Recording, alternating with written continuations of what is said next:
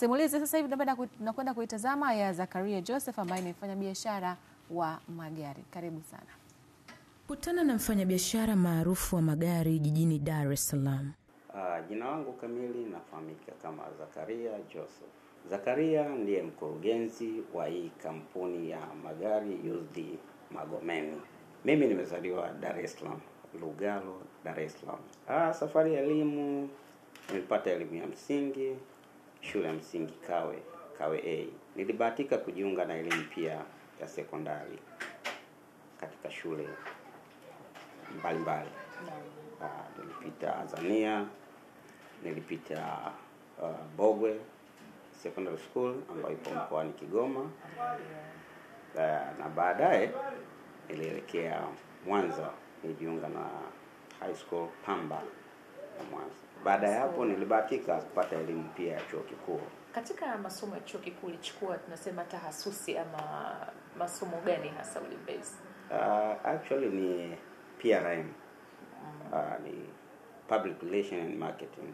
Kwa uhusiano wa umma na masoko. Na masoko. Hongera sana. Asante sana. Na ulichukua wapi, chuo gani pengine? Ni Sauti St. Augustine. Ni miongoni mwa watu wachache waliobahatika kumaliza chuo na kupata fursa ya ajira. Sikukaa mtaani kwa muda mrefu. Nilibahatika, kulikuwa kuna ndugu yangu kidogo na yeye aliweza kunipambania kwa namna moja ama nyingine. Nikawa nimepata ajira halmashauri ya wilaya ya Ukerewe huko mkoani Mwanza. Nilifanya kazi kwa kipindi kisichozidi mwaka mmoja au miezi 8, kati ya mwaka mmoja au miezi 8. Ukiwa kama mtumishi wa umma? Nikiwa kama mtumishi wa umma. Sawa. Lakini kwa sababu nilikuwa na mipango yangu, nilikuwa na mikakati yangu, kuna ndugu yangu ambaye wakati nafanya kazi huku tunaendelea kuchakata michakato zaidi ya kuangalia namna gani naweza nikapata elimu, nikaongeza elimu, na ndoto zangu kubwa hasa zilikuwa niongeze elimu nje ya mipaka ya Tanzania, huko ughaibuni.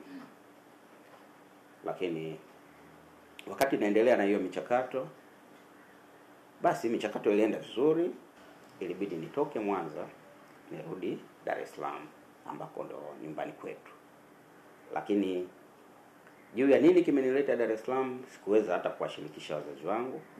Kwa sababu siku zote unapokuwa mzazi amekupambania kwa ajili ya kupata elimu na umepata kazi serikalini, hatarajii kusikia wewe umeacha kazi. Kweli. Lakini mimi nilitoka kazini, sikuacha kazi, ila nilitoka kazini bila taarifa.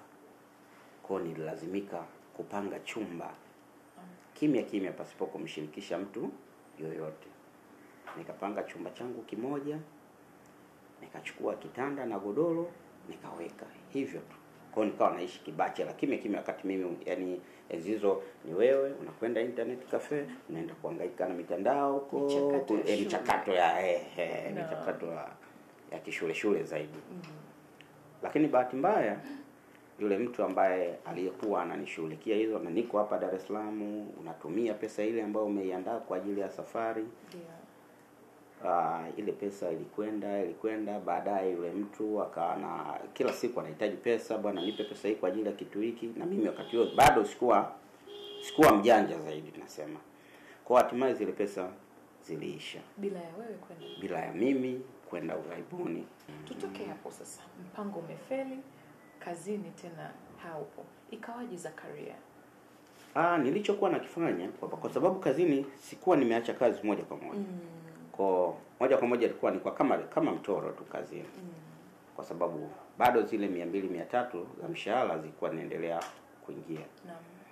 Kwa nikawa naendelea kujikimu, lakini baada ya muda kidogo mshahara wangu ule ukawa umesitishwa. Kwa nikajikuta kwamba sipokei mshahara kwa sababu sipo katika kituo cha kazi kwa muda mrefu. Naam. Maisha yakawa changamoto. Harakati za kujipanga upya zikaanza. Lakini baadaye nikatafakari, nikaona hali hii itakuwa mpaka lini?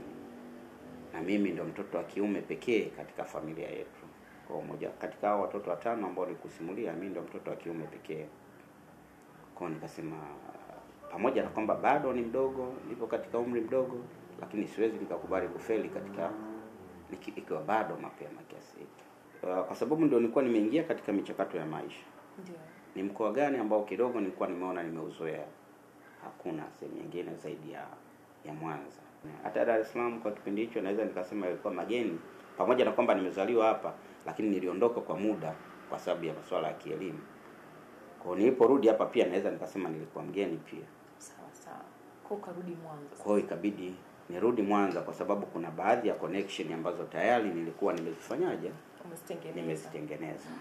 Lakini wakati nakwenda Mwanza sina kitu specifically ambacho nakwenda kukifanya. Ndio. Ila nimekwenda kwa ajili ya kutafuta. Ila nikurudishe nyuma kidogo. Wakati nafanya kazi halmashauri, ndio, nilipata kinafasi kidogo kuitumikia taasisi. Yaani huku niko halmashauri, lakini huku pia naitumikia taasisi fulani ya mikopo. Ndio. Kwa hiyo wakati nimerudi moja kwa moja ikabidi niwafuate wale rafiki zangu ambao walikuwa wapo katika ile taasisi. Nikamwambia, jamani, kwa sasa mimi nipo mtaani, sina ajira, sipo tena katika kituo cha halmashauri. Ndio. Nipo mtaani. Ni namna gani naweza nikapata, mnanisaidia vipi? Akaniambia, basi ngoja tuangalie namna gani unaweza ukapata nafasi ya kuingia katika mfumo wao. Kwa bahati nzuri nikapata nafasi ya ajira katika taasisi ile husika. Kwa sasa nikawa rasmi katika taasisi ile kama afisa mikopo. Naam. Ikawaje baada ya hapo? Nilihudumu pale kwa kipindi kidogo kirefu. Na ni sehemu ambayo kwa kiasi kikubwa ilinipa mwanga wa maisha yangu, kwa sababu niliweza kuweza kujikimu kimaisha na kuweza kusaidia wale ambao walikuwa na uhitaji, especially upande wa familia. Kwa nikaanza kutengeneza mifumo ya rasmi ya maisha kwa ujumla, kwa sababu wakati ule nipo halmashauri sikuwa yani rasmi kwamba bado ndo nimetoka chuo, yani akili haijui, najitafuta, sijitambui, sijui maisha ni nini. Kwa hiyo kidogo hiyo ilikuwa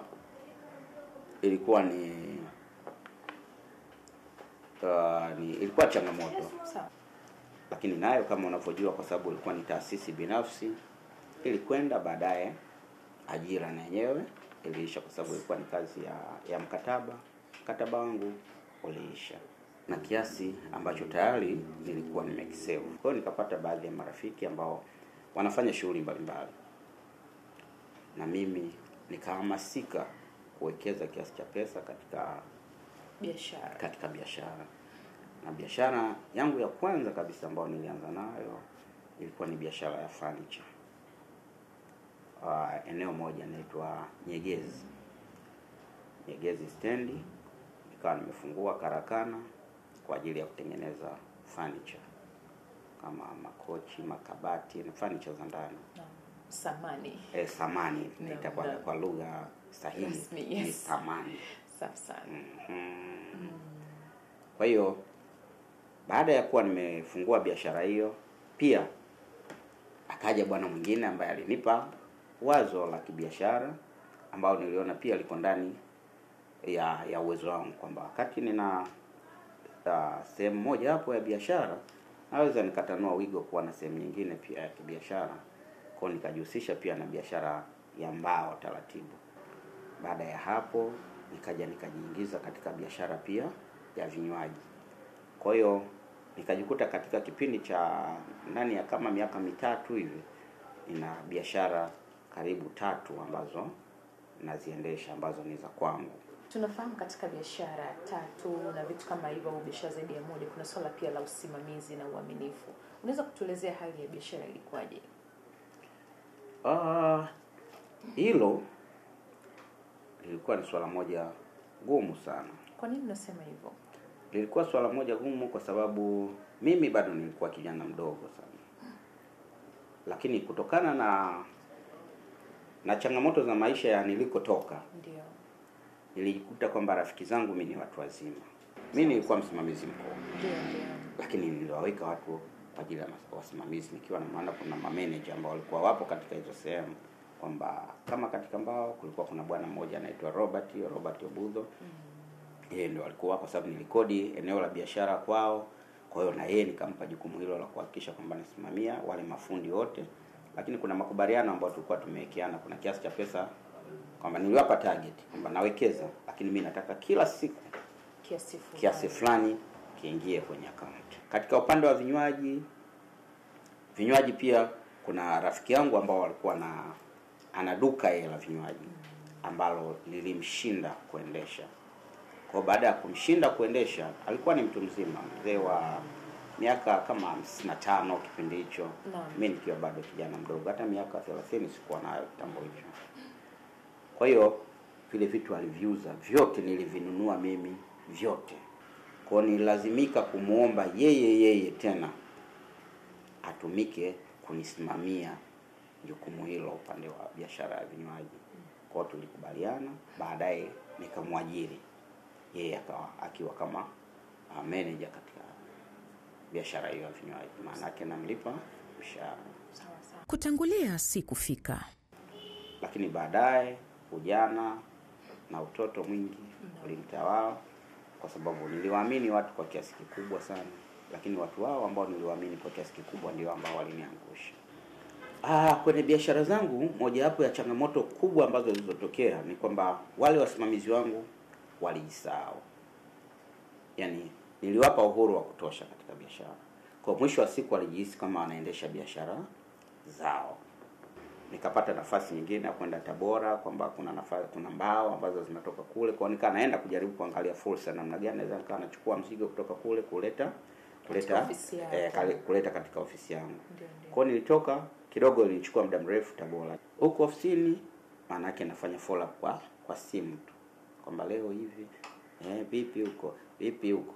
Kwa taarifa tayari zikawa naanza kupata taarifa tofauti, kwa sababu nilichokuwa nakifanya nikimtrace manager, nitamtrace labda na fundi. Nikimtrace, yani najaribu kulinganisha taarifa. Lakini mara nyingi nilikuwa nakumbana na taarifa ambazo sizo, taarifa haziendani. Sawa. Kwa nilichokifanya ni nini? Ikabidi nisitishe mchakato wangu ambao nilikuwa naufanya Tabora. Ikarudi Mwanza mjini. Ndio. Bila kumtaarifu mtu yoyote. Nikazungukia eneo la kwanza la biashara yangu ambao ni sehemu ya biashara ya samani. Nikaelekea eneo la mbao na nikaelekea eneo la vinywaji. Kwa wakati nipo katika eneo la vinywaji, nakumbuka ilikuwa muda wa jioni, around kama saa 1 jioni hivi. Nikamuona yule meneja wangu amepita, kwa sababu sikufika, yule nisimama kwa mbali. Yeye wakati huo amenidanganya kwamba biashara ile haijaenda vizuri, kwanza ameifunga mpaka mimi nitakaporudi ili tujaribu kuangalia nini cha kufanya. Lakini baadhi ya wafanyakazi wakawa wananiambia biashara haijawahi kufungwa na kila siku biashara inaendelea kama kawaida. Kwa hiyo niliporudi ghafla kweli nikakuta biashara ile inaendelea, wakati yeye ananiambia biashara imefungwa. Maana yake lengo lake ni nini? Katika siku ambazo mimi sikuepo, kwa kusiwe na hesabu yoyote ambayo, yani kuonyesha kwamba ofisi imeingiza hasara, imeingiza chochote. Kesho yake asubuhi around saa 4 nikashangaa gari ya polisi Defender inakuja mpaka pale nilipokuwa nimepanga Mwanza, sehemu moja inaitwa Seleman Nasoro. Wakaja na ule bwana moja kwa moja, ile nyumba ilivyogongwa hodi akapoint moja kwa moja, bwana huyu hapa mhusika mwenyewe ni huyo. Nikaa nauliza kuna nini? Wakaniambia wewe twende, wewe ni tapeli mkubwa. Unataka kudhulumu mali za watu. Okay, fine. Tukaenda moja kwa moja mpaka polisi, wakawa wamenyang'anya simu zangu. Nimepelekwa polisi na maneno ya vitisho mengi. Nilipofika polisi sikupewa nafasi yoyote ya kutoa maelezo ya kutosha. Niliulizwa tu, huyu unamfahamu? Nikaambiwa namfahamu. Ni nani yako? Nikamwambia huyu ni meneja wangu. Akasema okay, sawa. Basi nikaenda nimewekwa ndani. Kwa hiyo kidogo nikaa sijapata picha kamili juu ya nini ambacho kinaendelea, kwa sababu baada ya kwenda polisi sikumuona huyo bwana Abduli akija polisi hata siku moja, wala huyo bwana Mangi, huyo mzee ambaye nilikuwa nafanya naye ananisimamia katika biashara yangu, sikumuona pia.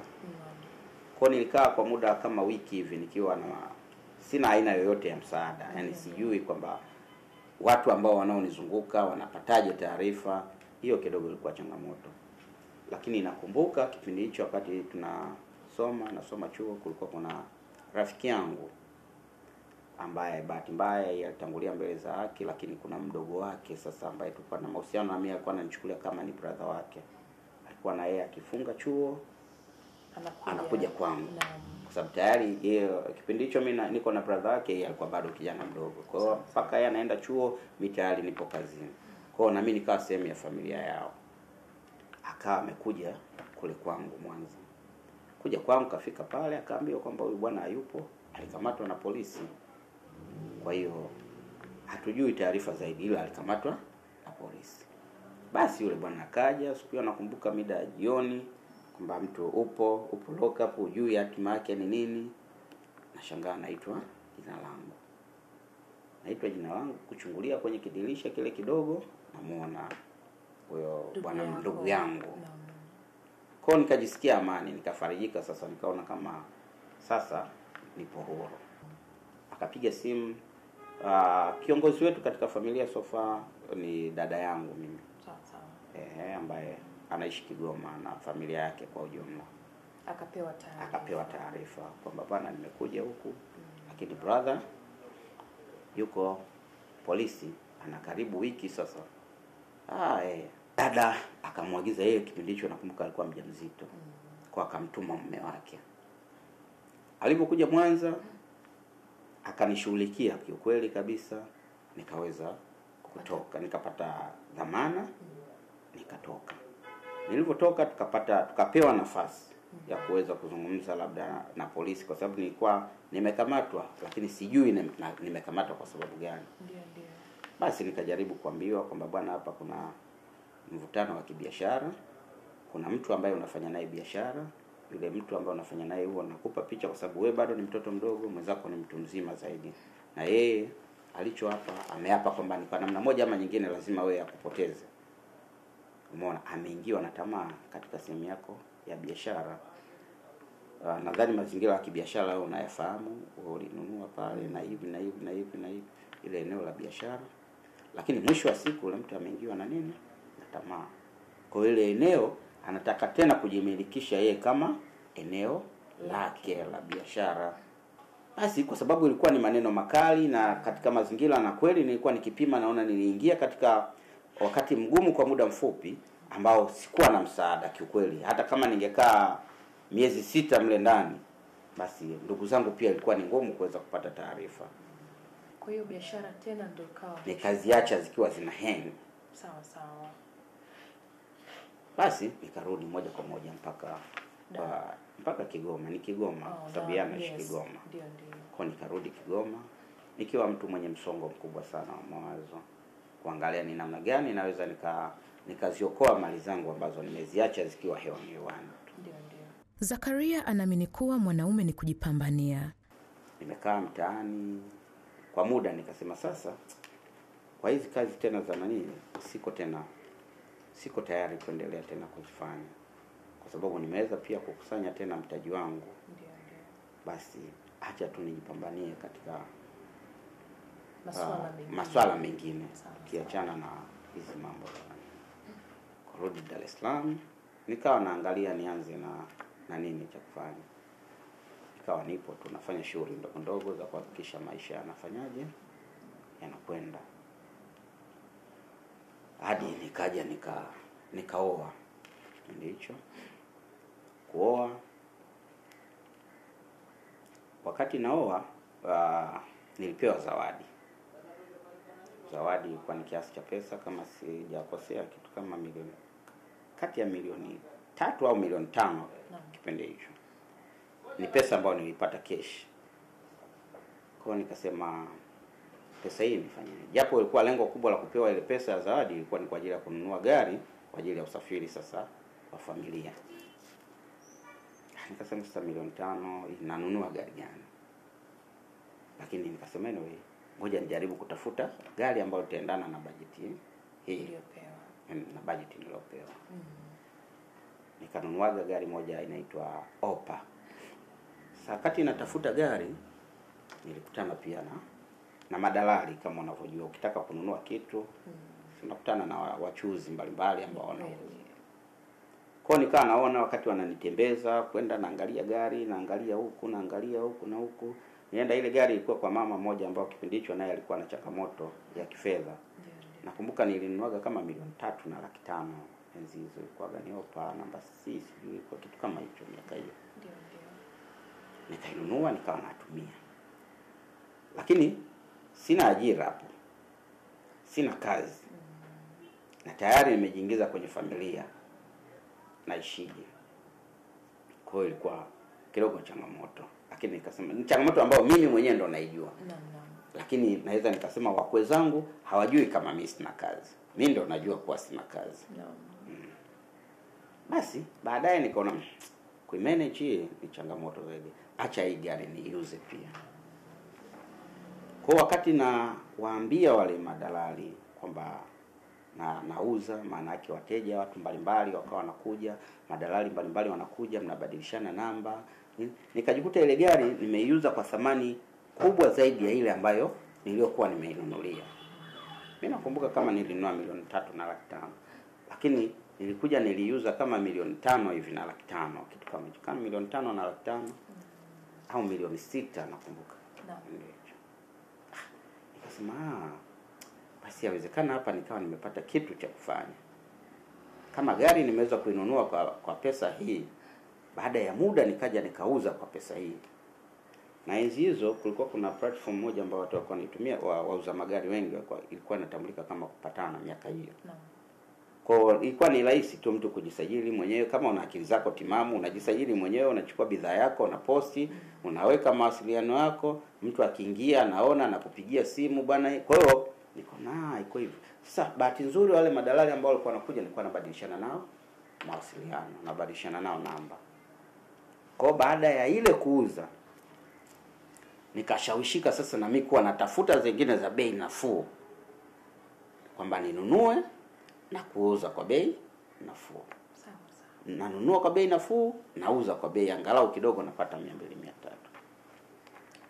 Mwisho wa siku nikasema bwana, lazima tutafute center ili watu wakitutafuta tuwe tunapatikana watu tofauti, na kwamba tupo Kigamboni, mara upo Ilala, mara uko wapi, kwa sababu nilikuwa napatikana Kigamboni.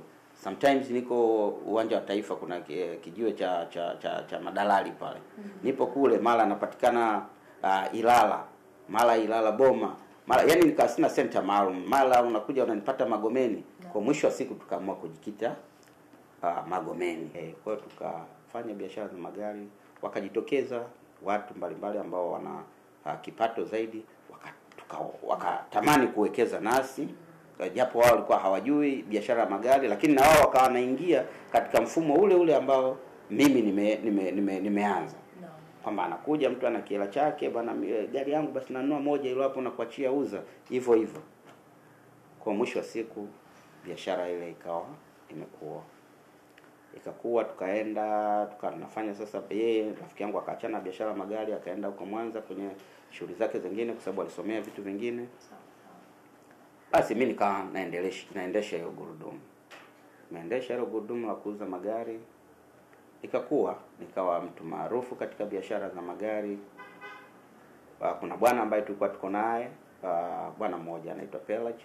Tulikuwa tuko naye kama partners katika biashara, lakini imeenda mwisho wa siku migongano tu ya kimaslahi, mambo ya kimaslahi zaidi. Kila mmoja akaona bwana ni vyema sasa, kwa kipindi hiki ambacho tumekuwa kwa miaka mingi, basi ni vyema kila mtu akasimama, akajitegemea, akasimama yeye kama yeye akafungua ofisi yake na mimi nikafungua ofisi yangu ya magari.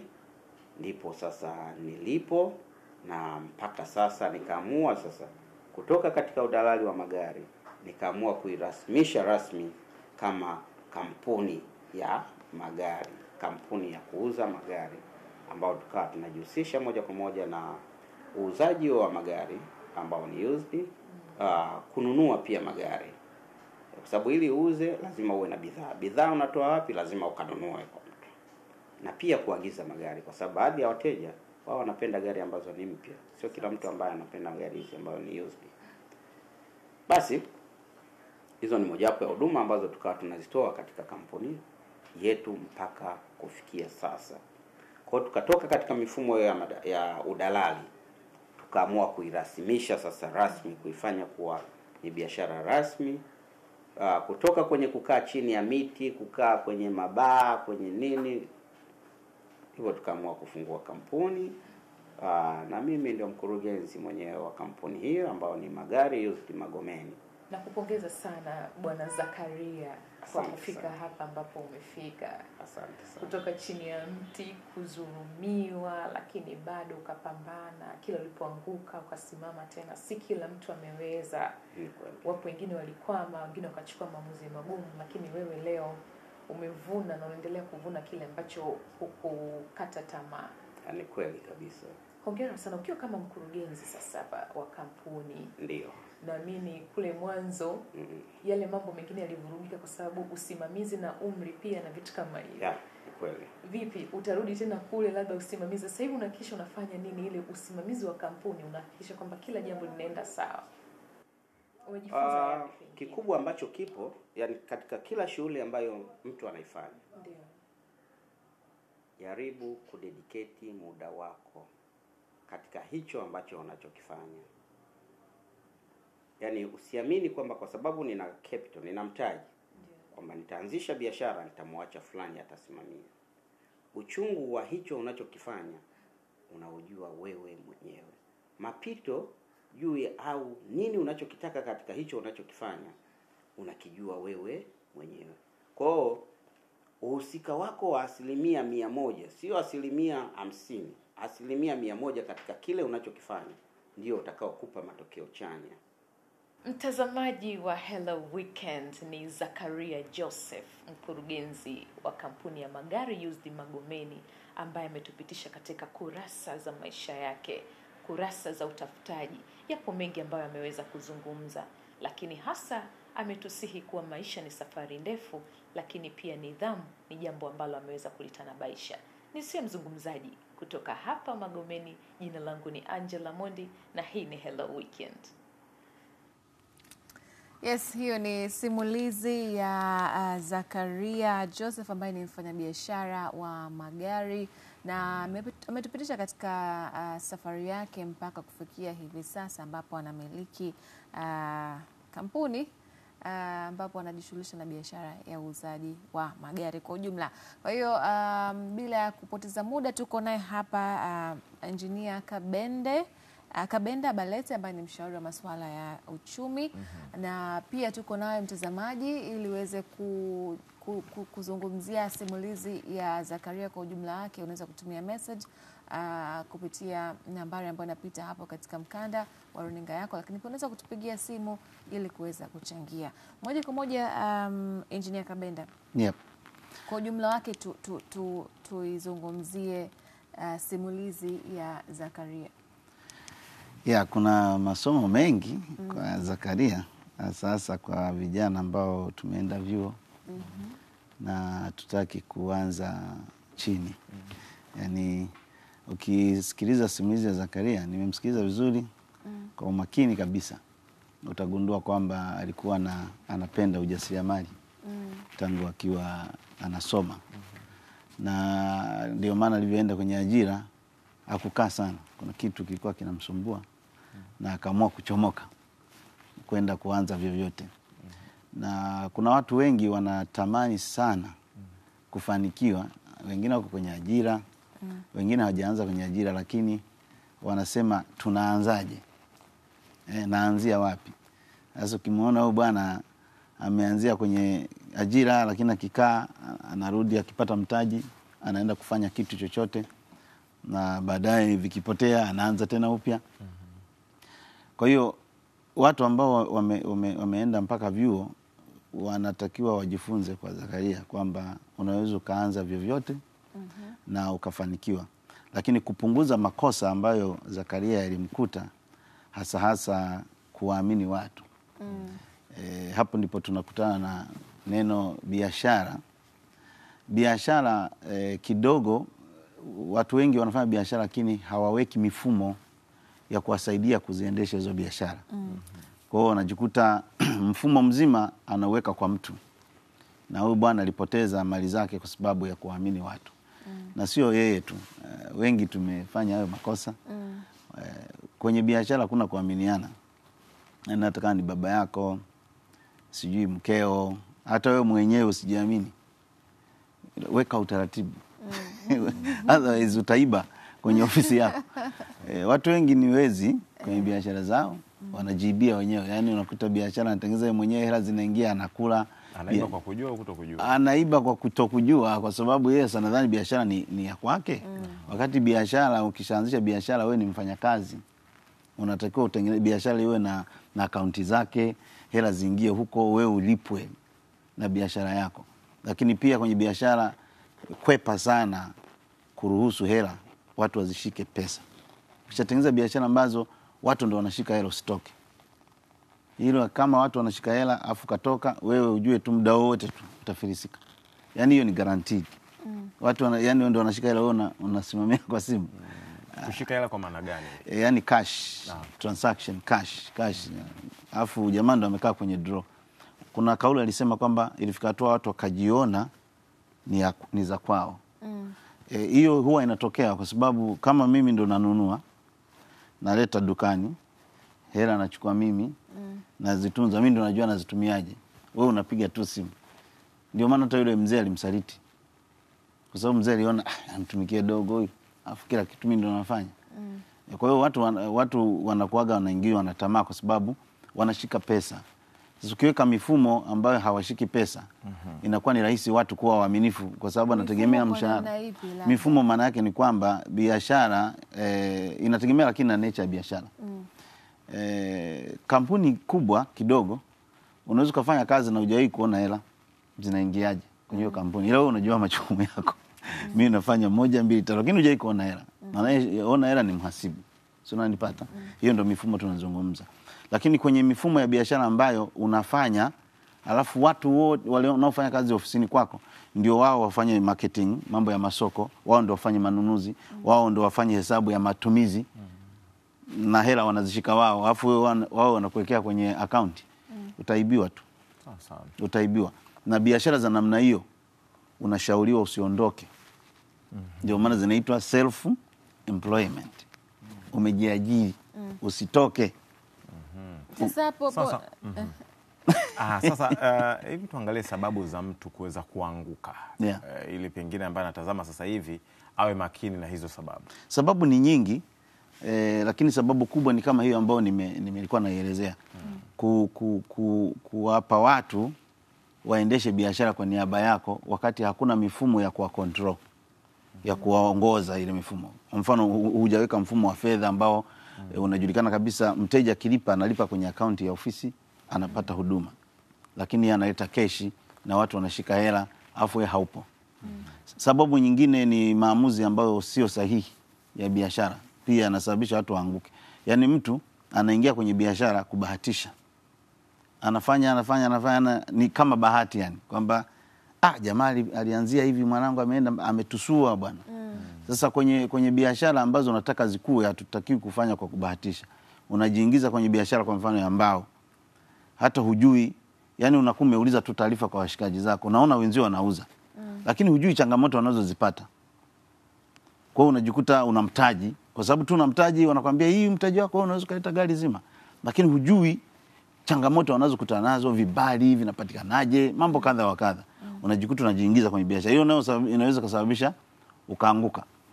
Kwa hiyo kitu kikubwa ambacho watu wengi wanashindwa kuendelea kwacho, kwa hasasa hii biashara ambayo kwa kuzingatia story ya huyu bwana Zakaria, ni kuwapa watu biashara yako, wewe ukaenda kufanya vitu vingine. Wakati biashara hiyo huwezi kuikontrol ukiwa haupo. Hiyo ni sababu kubwa sana ya wajasiriamali ambao wako chini, hawajafika kwenye mifumo ya kutengeneza level ya kutengeneza mifumo. Ni sababu kubwa sana ya biashara zao kufa. Wengi ukikutana nao wanalalamikia watu. Amemleta ndugu, ameweka dukani, ameleta mtoto wa shangazi, ameweka dukani, yeye anaenda kufanya vitu vingine. Biashara ikishakuwa ni self employed, maana yake wewe ndio unakuwepo pale. Kama unataka ukue, anza wewe mwenyewe. Usianze kudelegate kabla ya wakati. Yaani usianze kutengeneza, kuwapa watu majukumu kwamba wewe utakuwa manager, wewe utakuwa sui nani. Hicho kicho mtokea Zakaria.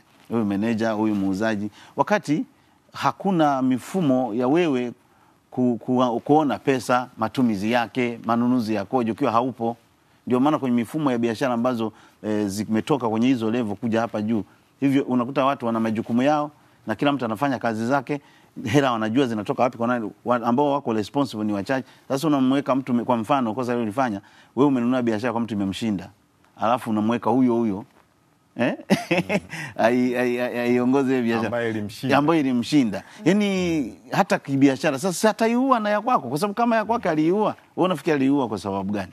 Sasa mwisho wa siku kuamini watu ni kitu kibaya. Kwa hiyo katika level hizi za biashara hizi tunazoanza nazo ambazo haziko kwenye mifumo rasmi, mimi ninachowashauri watu, usitoke kwenye biashara yako mpaka pale utakapojiridhisha umepata maarifa ya kutengeneza mifumo ambapo watu hawashiki pesa.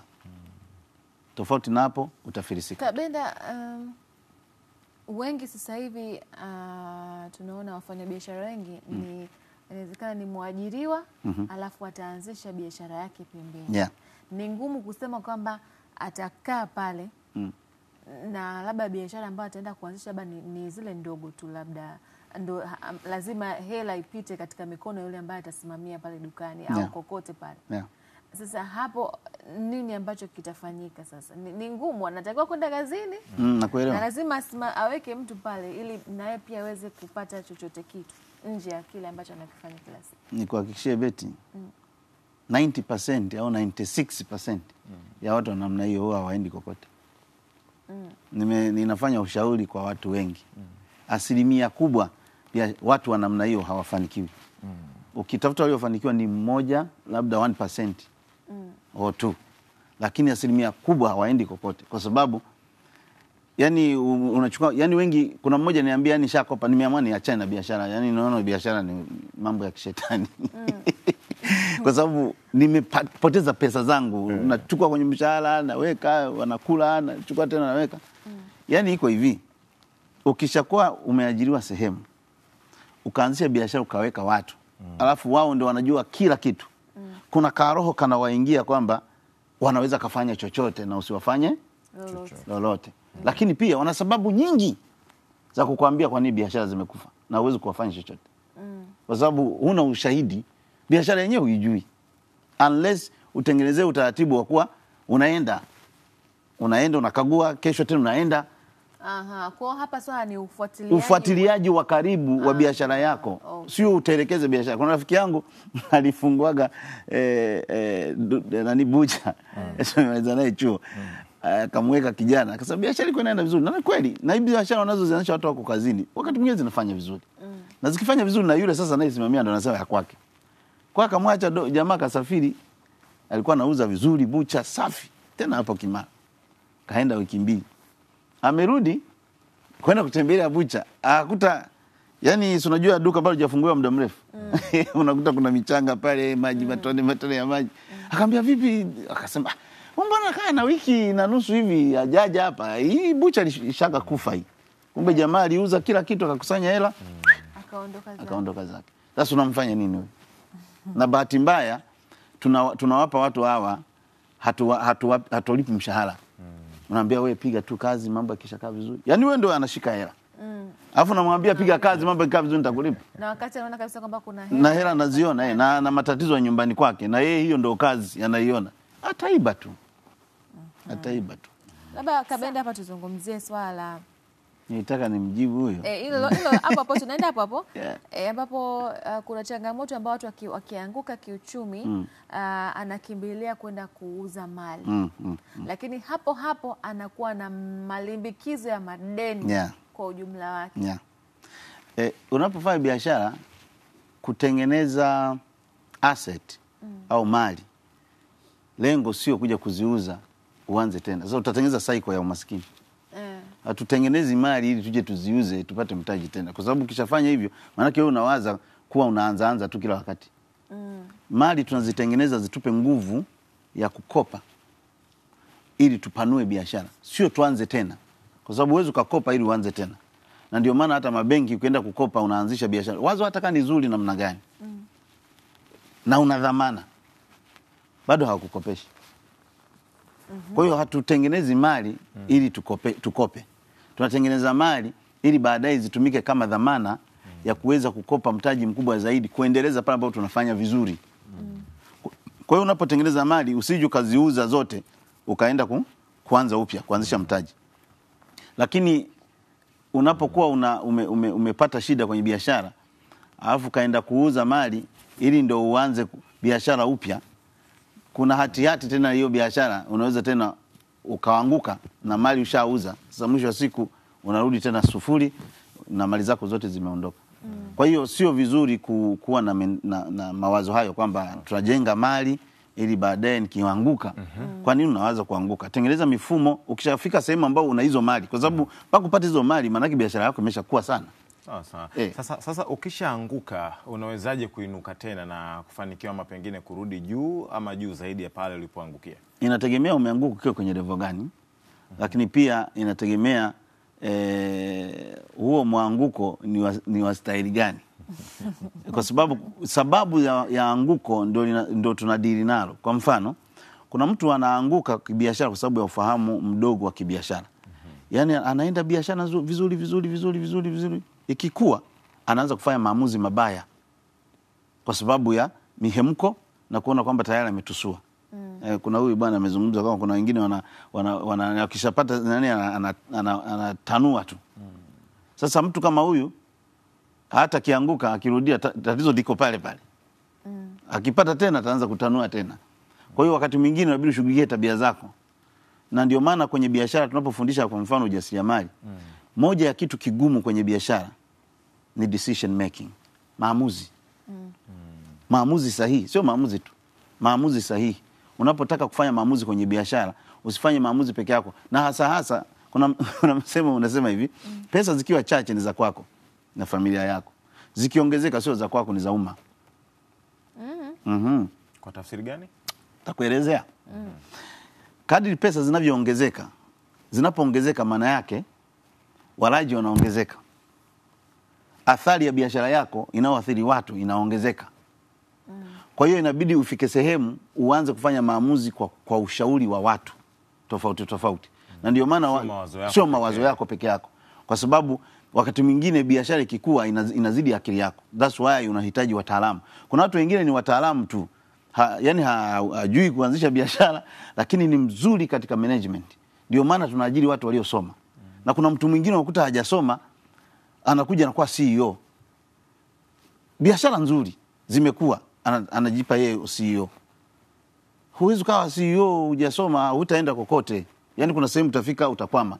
Kwa wakati mwingine utakuwa ajiri mtu mbaya amesoma na mwenye uzoefu aje kusaidia wewe ubaki kwenye maamuzi tu. Kwa hiyo sio kuna wengine biashara ikikua tu anafilisika.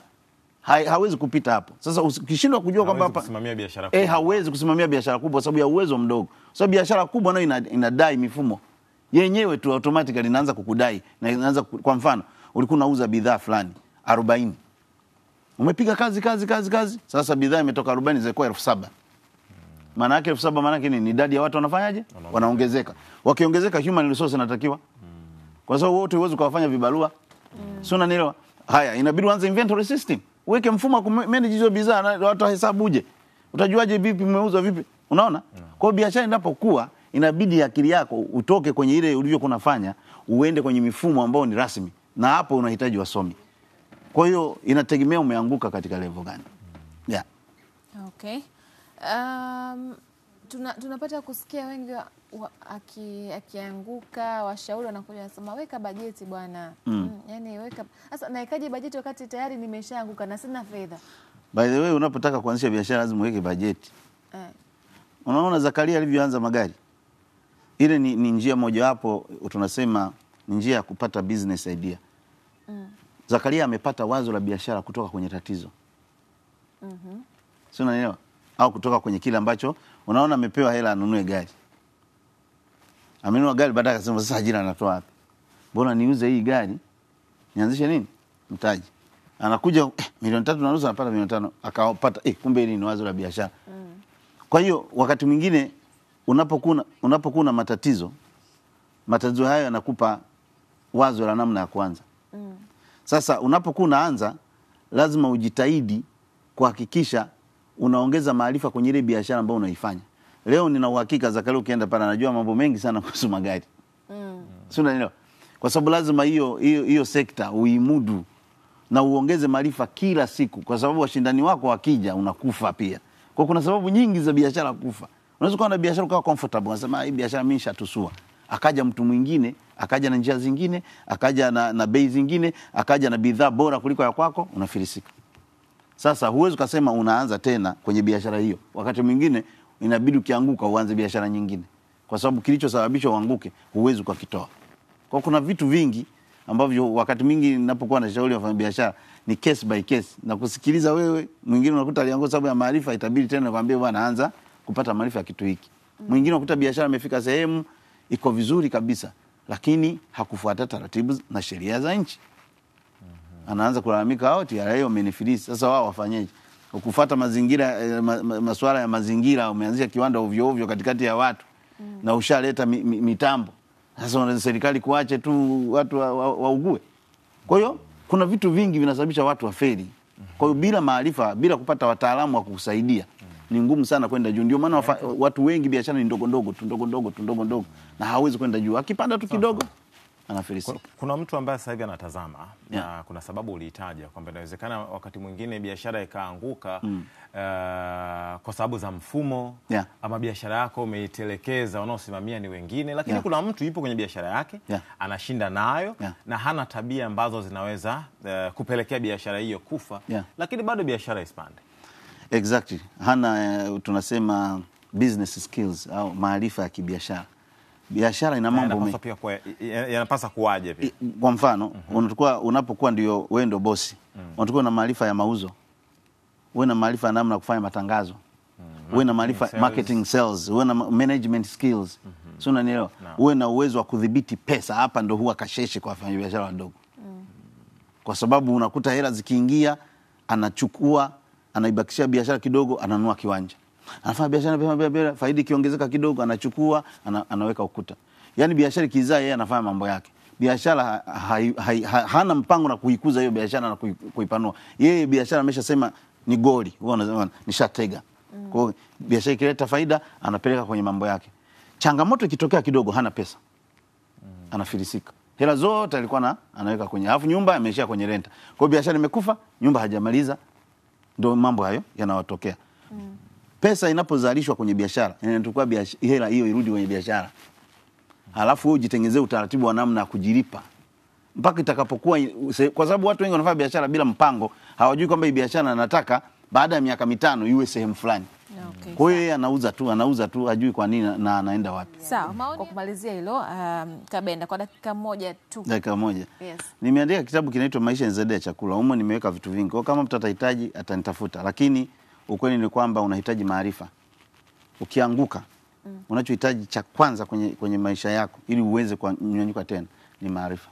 Maarifa mahususi ya yale unayotaka kufanya. Kwa hiyo unahitaji uelekezwe ni umeanguka wapi, ukishajua umeanguka wapi uelekezwe wapi utoke na wapi uende. Maarifa ya kibiashara. Wafanyakazi walioajiriwa wanatakiwa wafanye biashara gani, ndilo swali.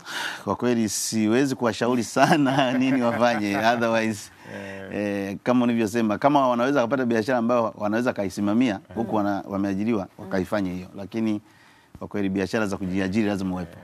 Ukitoa ushauri tukulaumu. Tunakushukuru sana Engineer Kabenda Balete kwa kuwa nasi tangu pale tulipokuwa na simulizi ya Zakaria. Tunashukuru sana kwa ushauri, lakini pia yale ambayo umechangia kwa ukubwa wake. Asante sana. Nikushukuru sana Richard Gaila kwa kuwa nasi pia. Kabisa.